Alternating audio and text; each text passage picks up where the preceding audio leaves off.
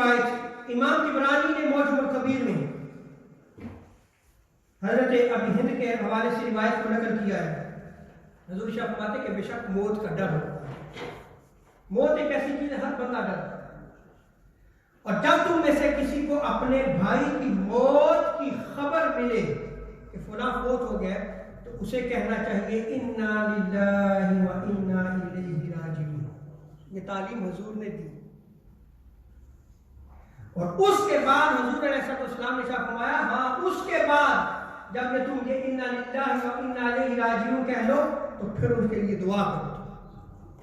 خبر ملی ہے ابھی جنازہ نہیں ہوا اور دعا کیا کرو اللہم الحقہ بالصالحین.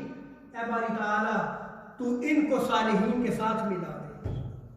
ان کا حشر نیک کاروں کے ساتھ فرما باری تعالیٰ. حضور تعلیم دے رہے ہیں اور ان کے لیے تم دعا کرو فاغفر لنا ولہم یوم الدین. اے باری تعالیٰ ہماری بھی اور اس میت کی بھی روز قیامت بخشش و مغفرت. حضور تو تعلیم دے رہے ہیں.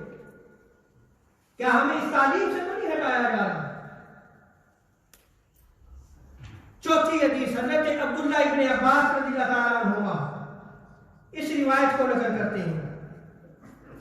حضور شاہ فرماتے ہیں کہ بے شک موت کا ڈر ہوتا ہے. جب کو کسی کو موت کی خبر ملے تو وہ پڑھے انا للہ و انا الیہ راجعون. اور پھر جو ہے وہ کیا دعا کرے اے اللہ اسے اپنے نیکوکار بندوں میں شامل فرما دے.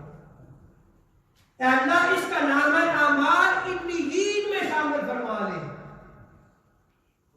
حضور دیکھیں کیسے دعا کی تعلیم دے رہے ہیں.